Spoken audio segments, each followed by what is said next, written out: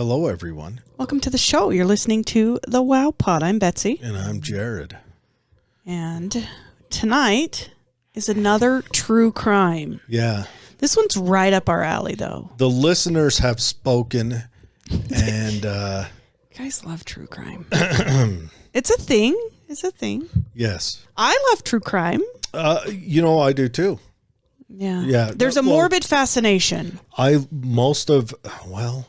Most of the podcasts I listen to tend to be kind of true crime centric. Yeah. A lot of that. Yeah. So tonight, what's up, Jackson? We're going to talk about Issei Sagawa. Yes. Try spelling that on your own. And I will let you know, I have heard of this in the past, but I know nothing about this story, which is the way I like it. We should just call this... surprise. Jared gets to hear the show along with everyone else. That's right. That's right. So myself, like many others, have this fascination, this kind of morbid curiosity, so to speak, about the inner workings of the mind of a serial killer or killers. I find myself watching lots of documentaries and these psychological reviews about people who kill. I think it's because it's so different than the way I view the world around me. And also you're, let's just be honest. You're a lady and ladies love this stuff. That is one thing, that'd be a psychological show as to why true crime has, unfettered love. Okay. So I have a working theory. I watch shows and then I feel better about my life. So I watch true crime and I'm like, I ain't got it that bad. It's not that bad. Yeah. Look at me. Got all my limbs. Nobody tried to eat me today. No one climbed through the window. I mean, it's not that bad. I watch Hoarders and I'm like, look at my house. I'm killing it. So that's my working theory. There's probably more to it, but there might be, and it might just be the excitement factor.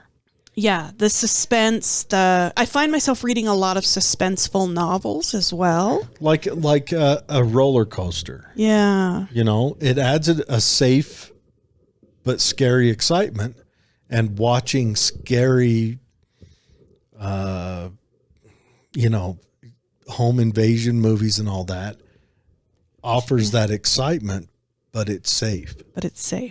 Yeah. Perhaps. So, in the case of Issei Sagawa, like many other killers, serial killers, demented individuals, there's this entire range of circumstances that contribute to both the disposition and the consequences of that disposition. And we're going to first talk about some of those with Issei. Okay. So who is he? He's somewhat of a notorious serial killer these days. And serial killers loosely used. But we know of one person he's killed. He's got this claim to fame. There were others. I don't know. You tell me as you listen to the story if you think he's capable. So he comes from this relatively humble beginning. Born April 26, 1947, in the city of Hyogo Prefecture, Japan. So it's claimed that he was born premature and that he was so small, so tiny that he could fit into the palm of his father's hand. And as we know, these premature births can bring a whole host of physical abnormalities and developmental difficulties. It's reported that one of those developmental disabilities is this enteritis. It affects your small intestine and the way that you process food. And he had to have this treated with this really long series of injections. The other one is his small stature. So he was 4'11", 90-something pounds. Little guy. Really, really little guy. And they attribute that both to his heritage. His parents weren't very tall. Mm-hmm. As well as his premature birth. Mm-hmm. So in his formative years, he's said to have been something of a bookworm. It's also said that he suffered quite a bit of bullying because of his size and his stature, so he kind of withdrew into his books. He followed this passion well into his 20s and studied and obtained a master's degree in literature. So he was excellent to be a librarian. He'd have been the perfect librarian. How? So he could have managed all the cooking books. Gross.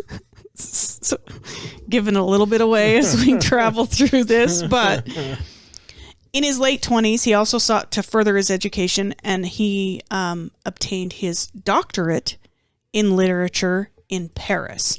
So he was in Japan, got his master's, and then he got his doctorate by attending a school in Paris called Sorbonne. Mm-hmm. So he says that it wasn't until his 20s that he began to act on his cannibalistic urges. Although he also goes on to say that the very first time he had an impulse to consume human flesh was when he was 7 years old. So it kicked off young for him. 7. And here's what he goes on to say, because he writes prolifically. He's got tons of novels. Really? Yeah.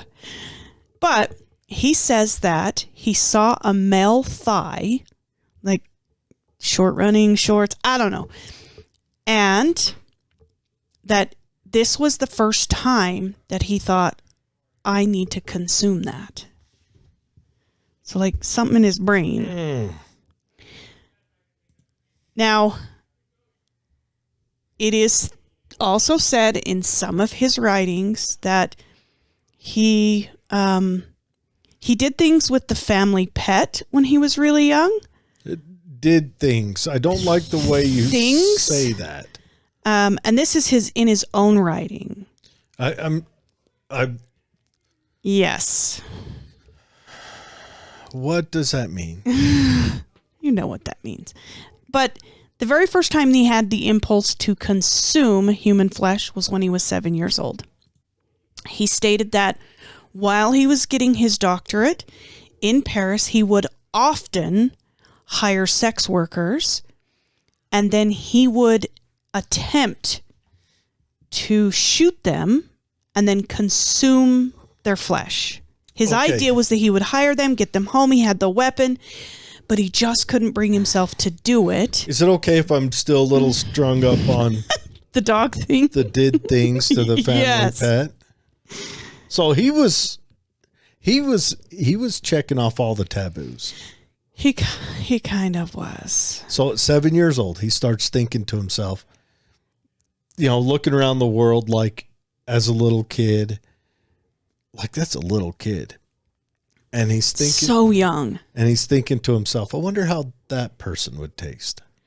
He wanted them to become a part of him. We hear this with Dahmer and many other cannibals, that they feel like by consuming them that they will become a part of them. Like they'll gain their strength or something? I don't know. So, according to Sagawa, he hires these sex workers. He makes all of these failed attempts to end their lives and consume their flesh. He gets this thought in his idea that it's because he has talked to them and communicated with them, that's the reason he can't go through with it. So he's, again, obviously the family pet he wasn't trying to become a part of. No, he wasn't trying to eat the family pet. Maybe the beast with two backs. Yes. Yes. And he put this in his own novel. This is not something that was interjected by anyone else.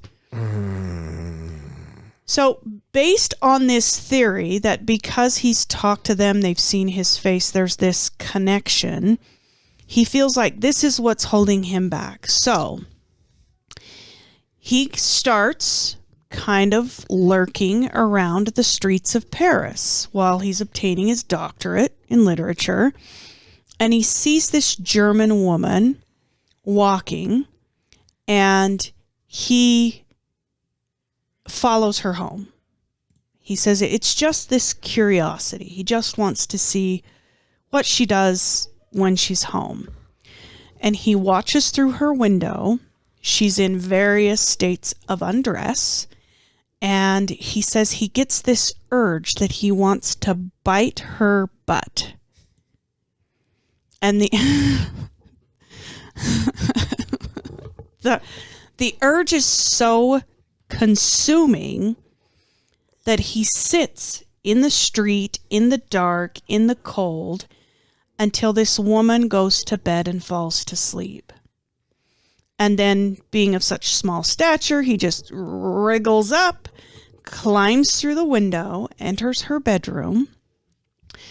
Ladies, I'm going to take this moment to remind you, if you're on a ground floor, lock your bedroom window. You just never know, like, if your butt looks delicious or not. So this will be a lot of sleeping person bum touchers that we've come across.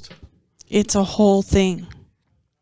There's a whole segment. Do they have a support group? Like, do they hand out coins?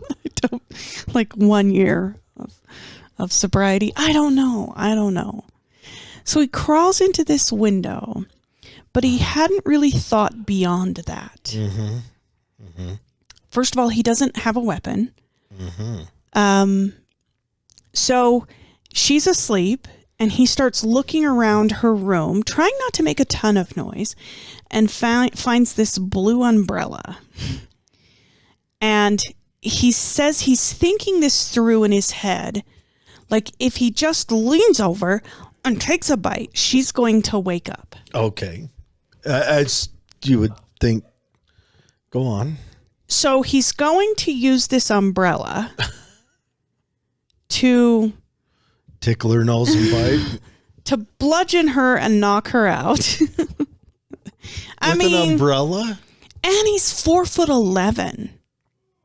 So, I mean, perhaps an umbrella is a good weapon in the hands of a giant. I don't know. But umbrellas have all that fabric on the outside. And flex, and they've got the little wires inside. Soft. Yeah. That would soften. Okay, go on. So he attempts to knock her out with this umbrella, to which she wakes up and she clobbers him. She wakes up, average sized woman, towers over him. Yes. So she clobbers him. He gets arrested. Mm-hmm. And he's charged with attempted rape. Yeah. Now, he doesn't at this time come completely forthright and say, well, I wasn't trying to rape her. I just wanted to bite her butt. Look. He keeps that. Mum's the word. Hold on. Zip it, lock it. As awful as the rape is, which is awful, would saying I'm a cannibal, would that be a little worse, maybe? I don't. The scales. I don't know. Like if you went before a judge and said, I wanted to eat that person. Listen, I wasn't going to sexually assault her. I just wanted to taste her. I just wanted to eat. I just wanted a little nibble. I was just going to chew on the left cheek. So, Keep that left cheek thought in your mind. Oh, here we go. This is going to get good. So he gets arrested. Uh-huh. He gets thrown in jail. Uh-huh. While he's awaiting trial, Uh-huh. his father, who at the time was the president of the largest water treatment plant in Japan, Uh-huh. his grandfather was the established editor for one of the four largest newspapers in Japan. His family's wealth is beyond compare. Mm-hmm. They reach out to the woman and they pay her an undisclosed amount of money to drop the charges. Betsy, some guy breaks in to bite your bum. Ooh. What What's does your that price? cost? What does that cost? What does that cost? What's your price? Okay. If you're a bum biter, turn off now. You don't need to hear this. That's a hard one because I have often said everyone's got a price, and I would do some sketchy shit for $1 million. Easy. Cannibal is getting away with attempted cannibalism for $1 million. Easy. So we're talking an extremely heinous act, but an extremely wealthy family who wants to save this dishonor. I would imagine that the figure was high. See, for me, this is for me. Like if $100. Cold bill. Left cheek. in nickels. Seriously, like an annual, a year's wage, and I would probably be able to turn a blind eye to anything. That's the thing I'm saying. So I know that this comes up a lot in conversation. Like, I can't believe they were bought. Think about it just for a moment. Yeah. How are you not bought?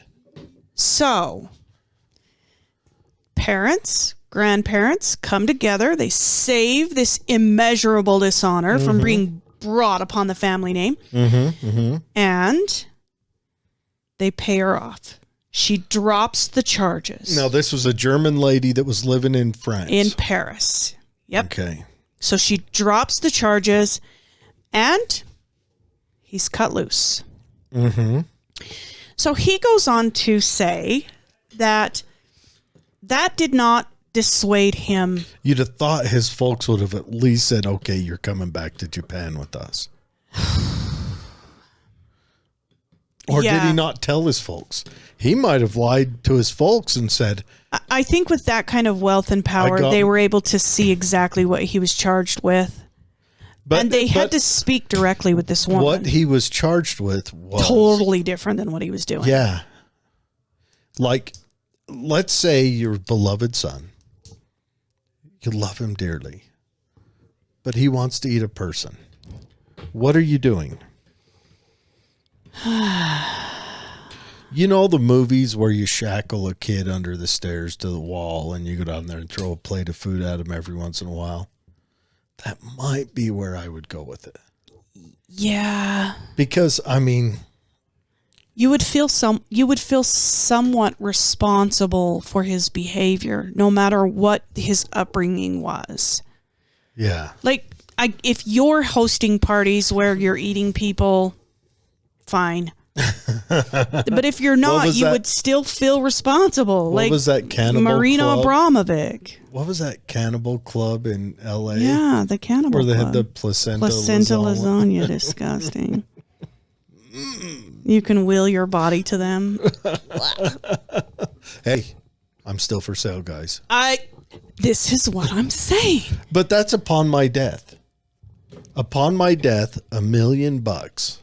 And I would, honestly, I've already told the boy, do whatever's cheapest. Yeah. I'm already gone. Yeah. You know? Unless the option is to shoot me into outer space. Then do that. Unless it's out of reach. You become the next panspermia. Seriously. Your parts and pieces come together on another planet. And if they've got a trebuchet option... That's the way I want to go. that sound. Whoosh. Imagine that. Oh, okay. Okay, go on. So he gets away with it. Attempted butt chewing. This is what I'm saying. At this point, he didn't want to kill this lady. He wanted to bludgeon her and bite her butt. He wanted a nibble. He goes on about his life. He goes on about his life. Uh-huh. And he apparently continues to make all of these like failed attempts at killing sex workers. Now, this is in his words. Maybe he killed lots. I don't know, though, because... So, failed attempts. Now, it sounds to me more like he had chicken out attempts. Chicken out attempts. Yes, it's not like he failed attempt is like he shoots at him, yeah. and then he's got to do drywall work the next day. No, like he chickens out. So, he gets close enough, but for whatever reason, he opts not to. Correct. This literary doctor. Seriously. What was his degree again? He had a doctorate in literature. How does that work, people? I don't know. A doctorate in literature. You just read a lot. You basically have one. Yeah, but I mean, like... If you just book hours. This is a page. So, due to this lack of consequences, he says that he continues to escalate in his attempts. And in his chicken outs. And at the age of... Chickening out is good in this case, folks. Yes. At the age of 32, he meets this lady named Renee. Renee Hartfeld is of German descent as well. He had this thing with... He liked the Frauleins? Yeah, I don't know. He had this thing with a particular stature, tall and, brawny. And I don't know. But Betsy, it's simple math. He's after the kings, the monarchs. Wow. He doesn't want to go hungry. So that is bad to say, folks. She's a fellow classmate of his. Oh, she's another literary doctorate? Mm-hmm. Okay. And he befriends her. So they meet at the school, have coffee a couple of times. And I imagine with him being 4'11", she really thought that they were just like friend zone, not like well, not just that, but a foreigner, Asian. Yes. They're usually quite. How do I say it? They're quiet and subdued and thoughtful generally. Not that I mean to stereotype all Asians. Some of y'all might be buttholes, but the average ones I've met weren't. So they're nice. He probably came across very meek, non-threatening. Yes. So she apparently comes back to his apartment on several occasions, and he said the first time she came over, he was just kind of feeling it out. The second time she came over... Have you ever dreamed about being nibbled on? The second time she came over... The circle of life. He said he had this loaded .22, and he kept going back to the room and kind of making a decision whether fondling or not he could do it. Yeah. Doing the old hi Sabrina to aiming it at that picture of Aunt Nessie on the other lady. Freeze. Yeah. Put your hands up. I don't know. The third or fourth time she comes over to his house, they've kind of built this. So he's like building up to it. Like I imagine every time he sets up a dinner date, a friend dinner date, he just thinks pacing. about this. Now's the time. This yelling at himself in the mirror. You're gonna do this. You do this, and it's not happening. Yeah. So the third or fourth time she comes over, he gives her this poem that's written in German, and the pretense is that he would like her to translate. I want to hear a German poem.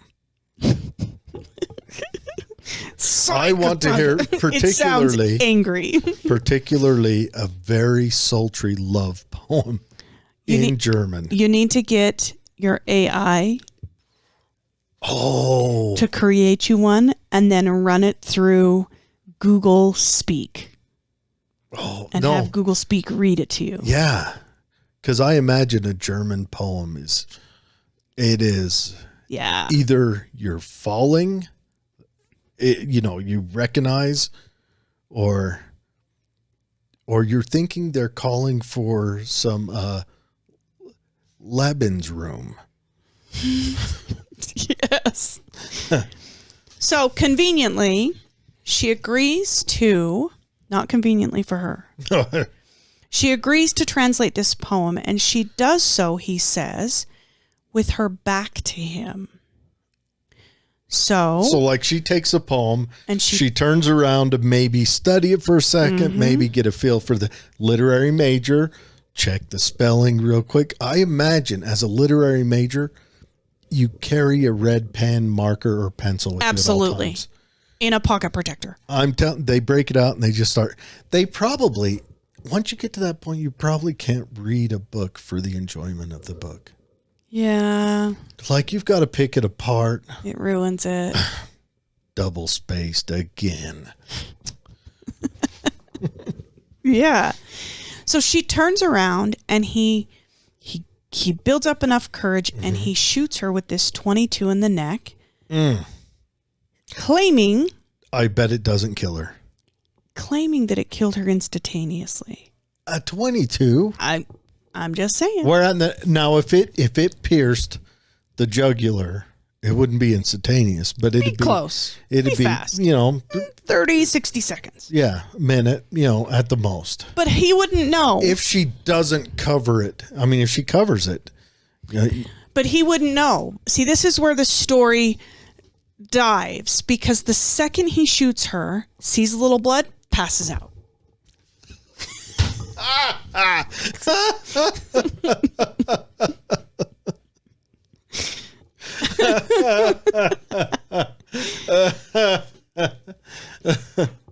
Right off just whack. He says he just flat out passes she out. She might be like flailing around the house. He wouldn't know. He is the worst cannibal.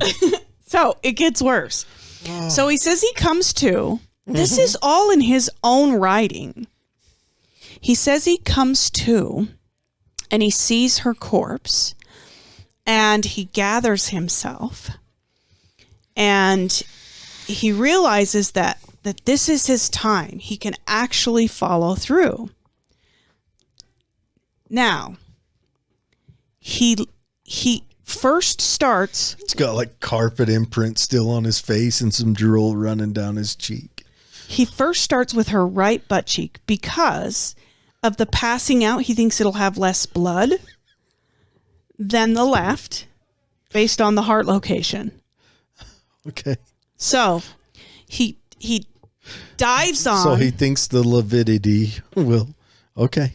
He dives on and starts to chew on her butt. He just goes right for it. He doesn't get any utensils. It gets worse. We've learned this, that Milvis guy. I mean, he tried whittling through some stuff and he's like grinding his teeth back and forth and you can't do it. So this is what he figures out about 10 or 15 minutes later, that he cannot chew a piece off. His jaw's all sore like he threw a whole pack of Hubba Bubba in there. So he gives up trying to chew it off and he gets like a fruit paring knife.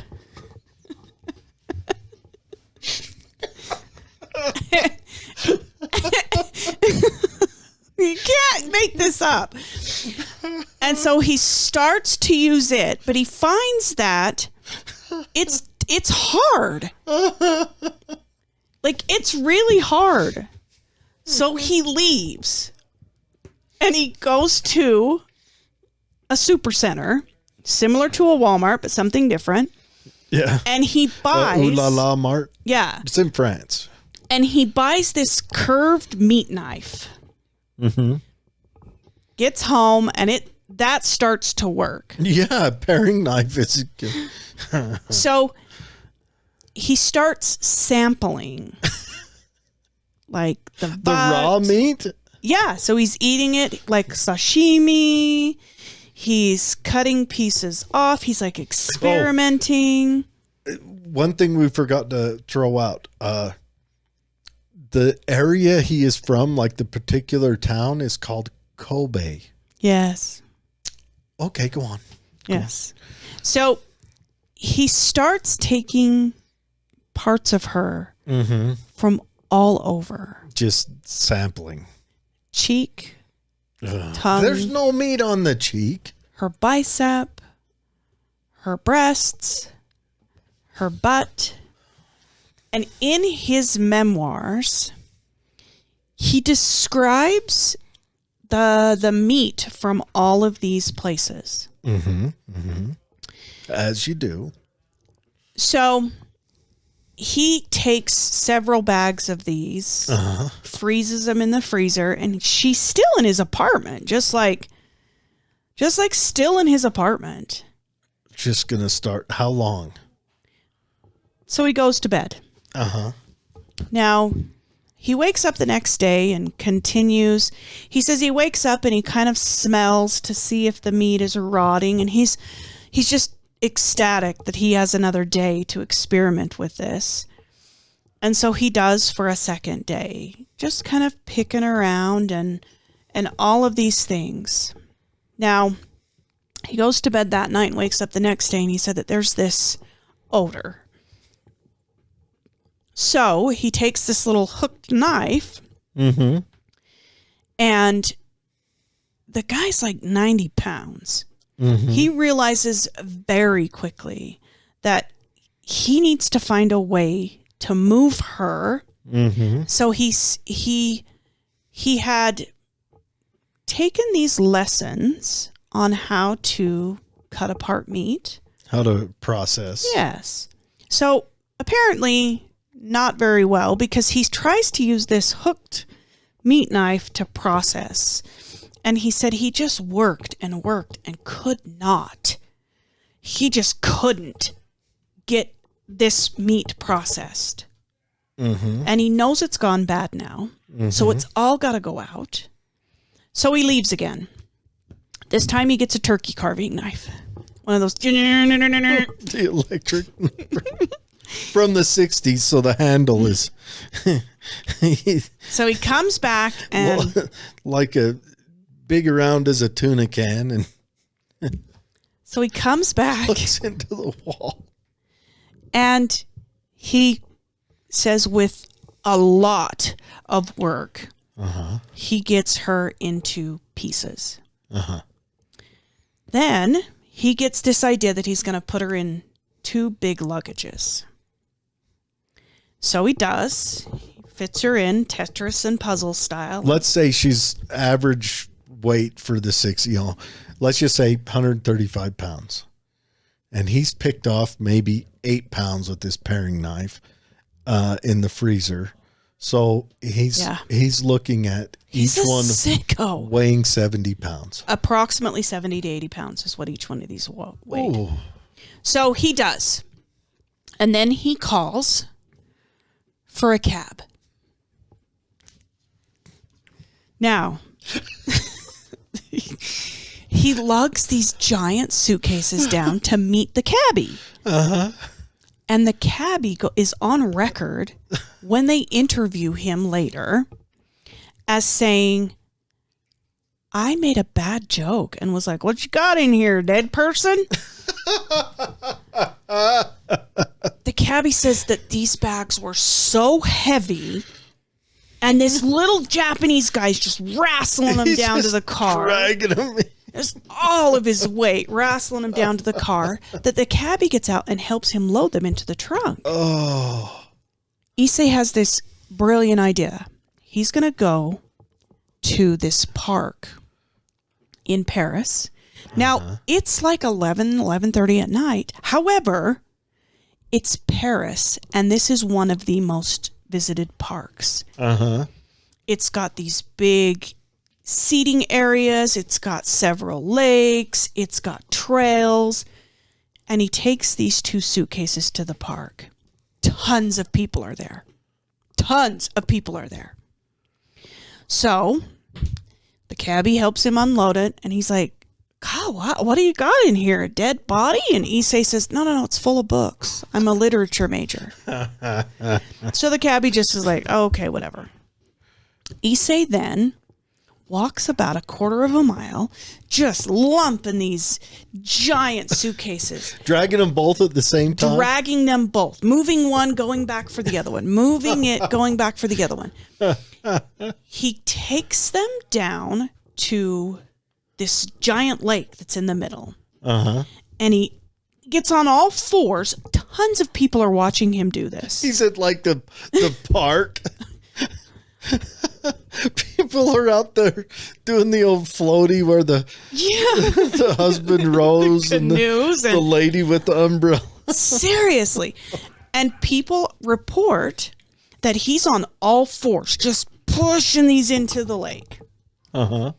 And a guy walks over and is like, what are you doing? And Issei pushes the last one into the lake. And the guy's like, what is in that? And Issei just walks off, nonchalantly just walks off. Just ignores him. Yep. I don't know whether... The guy unzips it. Issei's so the 10 guy yards away. Drags it back out. It's not even all the way. Issei can't even get him in the water all the way. They're just at the edge. Yes. The guy unzips it and he yells, murderer, murderer. Uh-huh. And so people start looking and they're just like, okay, he's about 4 foot nothing. He's probably 90 pounds, little Japanese guy. From a distance, you'd probably think he was a child. Yeah. So people are noticing him and he just keeps walking, walks all the way back to his apartment. Mm-hmm. The police show up. They do find that it, in fact, has 2 suitcases and it's a body between the 2 suitcases. So they start interviewing everybody at the park. And one person says, I think he got here by a cab. So they call the cab companies and they say, we want to know if any of your cab companies picked up a guy, small Japanese, with 2 heavy suitcases. And the cabbie's like, I did. I actually joked that there might be a dead body inside. Mm-hmm. And he's like, that didn't age well. So the cabbie's like, I'll take you right to where I picked him up at. So they find him the very next day. And he goes to jail for cannibalism, murder, all of these things. They stick it to him. And he's imprisoned while he awaits his trial. Mm-hmm. So this lasted about 2 years. Then his father is able to step in yet again, knowing, like his dad's got to know all the things. Wealthy people get away with stuff, though. 2 years is all he spent in jail. His father uses his wealth to have Issei released from prison and declared insane, transported back to Japan, and put in a mental institution. There's a little bit of an argument there, though. I would agree he is. However, I still think that... So he gets to Japan. Uh-huh. He's in an institution for 2 months. Ooh, well, no, time served. Uh-huh. The Japanese are begging the authorities in Paris to give them the information so they can try Issei in Japan. Nope. Okay. Really? We give you nothing. Them little mustaches. So, why couldn't they have the Germans get the information because he killed a German girl? Japan says, we ain't got nothing to hold him. And they released him. Oh. So Issei spent 2 years and approximately 2 months behind bars and in an institution before he was just cut loose. Then people want to get to know him. They are just fascinated by his story. And he doesn't even try to hide it. He uses his real name. He does a ton of interviews. He's kind of becomes like this playboy. What are you doing? Well, when I look at the pictures of him on the internet, he likes to take creepy pictures. He likes to have creepy pictures out there of him. Worse yet, Issei has a brother. Uh-huh. Issei's brother's interviews and commentary are like nothing I've ever heard before. Because he's basically saying, oh, you think he's bad? You should see what I think about. You should spend 10 minutes inside my brain. So is his brother, do you think his brother's just trying to gain a market on it? I don't know. Or do you think his brother's a kooky pants too? A creepy cannibal. I don't know. So he goes on to try and use his literary background and his proclivities to find employment. And he starts doing restaurant reviews. Seriously.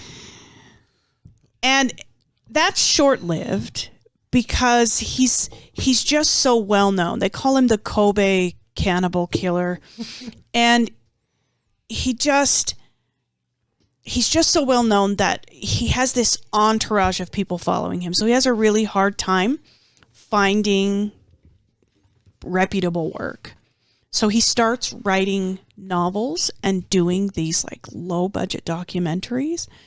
There was one documentary, they've pulled it, I can't find it, but I did read some of the transcript where in this documentary, it's an Australian documentary, in this documentary he walks the interviewer through everything. Like they stage an apartment, he shows them where he cut, like he shows them how he prepared it.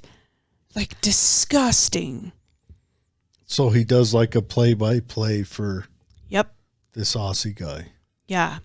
And he writes a bunch of novels, like in his own words. This is who I am. This is what I did. They're all in Japanese, of course. So if you do look for some of his novels, you can find them, but you have to use some translation. And from what I understand, it's a little choppy. They haven't done any into English, though, huh?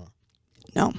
Now, I wonder how much he's embellishing and trying to make himself look better.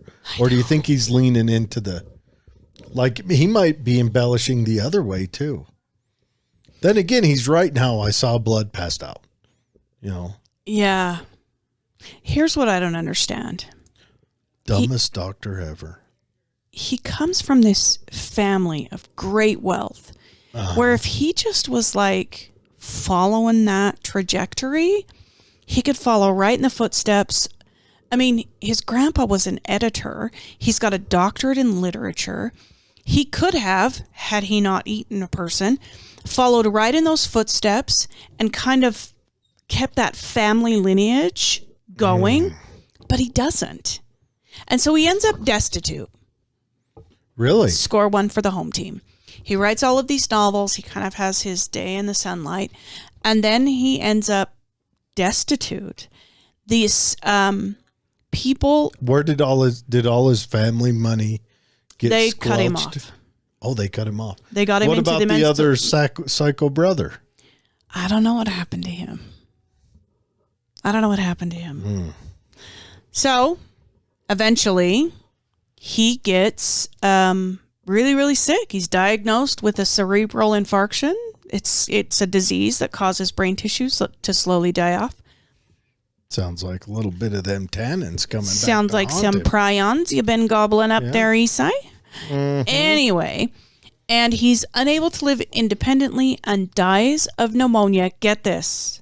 November 24th, 2022. Last year. This Kobe cannibal died last year. I feel terrible for the girl that got sucked in thinking she just found a friend who's, a doctor in literary. They're like, yeah. Literature. Yeah. They're like twin spirits and they love the same things. And he's clearly, I mean, he's downloading or he's gathering poems in German. Yeah. She's probably thinks she's found like the best friend ever. Yeah. And all he wants to do is eat her butt. Is eat a butt. That's the whole drive. Just bite that butt. So, I don't want it on my search history, but if someone wants to search out if there's a support group for Butt Biters Anonymous, let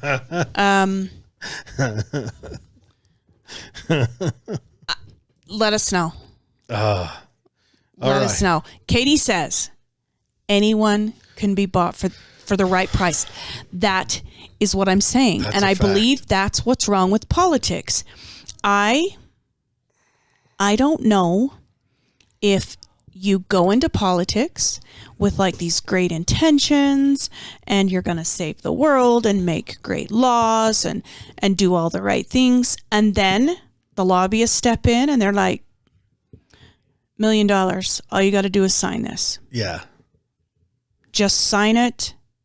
$1 million. Yeah. And then that starts the snowball, the domino, where your morals are just out the window because $1 million changes a lot. Well, the thing is if damage was done to me, like someone hurt me,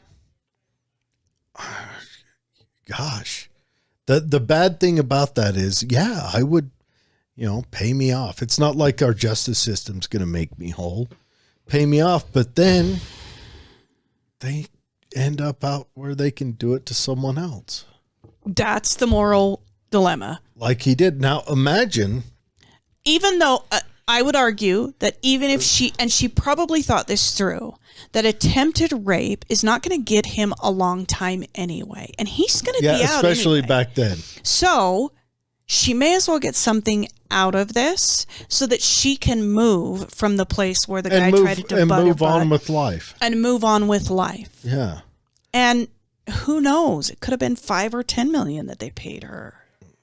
Yeah, and back then. We're talking a billionaire family. And this is in the 60s. Yes. So, I mean, that would have. I mean, like, this is what I'm saying. Knowing what you know about how the system works, you would likely weigh, like, if I don't accept this money and I keep these charges, he may get a couple months in jail and then he's out anyway. And I'm going to say this. If that guy had a semblance of competence in him, he would have gotten away. 100%. If he'd had any competence. Yeah. Any at all, he'd have gotten away. And I would also argue that his dad and grandpa knew what would happen if he got back to Japan. That they would at least, at a minimum, change the trajectory of the amount of time he spent in prison just based on that lag of information. Well, another question is, do you think that they brought him back there thinking he would get away with it? Or do you think they brought him back there thinking that if they could get Japan to try him, one, it wouldn't be as horrible maybe, but they would still have some more control? I don't know. But I mean, I've got to be honest. If it was my kid, I don't know. Of course, I don't have any money. I mean, if I can get him off for a roll of nickels, give me a couple weeks. But yeah, I don't know. that's tough. That is tough. Yeah, And I mean, we see it on the TV all the time. Wealthy kids are shit bricks. money talks. You get 3 generations of wealth, and then, I mean, you see it on the news right now. You got Hunter Biden. He's a clown. He's an upstanding citizen. He's, and that's not even a political notion. He's just a clown. Yeah. And that's, I mean, he grew up probably, financially wanting for nothing. Sure. Big money. That family's big money. Yeah. So that's tonight's show. Issei Sagawa. King says, first rule, don't kill if you're afraid of blood. Like, honestly. Seriously, yeah. Like, honestly. Yeah. he just flat out passed out. That is the dang funniest part. Yeah. Oh. It's a tragic story of, it is. Of someone getting away with something I feel bad for Renee. Completely heinous. And it makes me want to explore eating people? more about the psychology or psychopathy that leads into these types of things. And I do wonder if his brother was being legitimate in his claims that he was a way worse cannibal than Issei. Or if he was just like crazier hanging person. On to the tails, you know? He might be. Maybe, yeah. Or maybe the family ended up losing all their money and prestige because of this. Because of the Kobe case. It's hard to say. Yeah. I mean, honor is a huge thing. I've been studying into Asian culture lately, but honor is a huge thing. Where over here it's more meritocracy. Over there it's more honor driven. Yeah. And if that dishonored the family, I mean, the dad might have got kicked out of the job. Next thing you know, grandpa's not a editor or whatever anymore. And then, you know, they've got to upkeep their estates, and it could have run the whole family into the poorhouse. Yeah. So that's tonight's story. Thanks for joining, guys. Yeah. King says, yeah, money talks for some crazy. I'm telling you. Yeah. I'd sure like to have grown up rich and become a shitbrick, though. Sounds pretty nice. We have character instead. Oh, thank you. All right, guys. Have a great week. Yeah, we'll see you next week.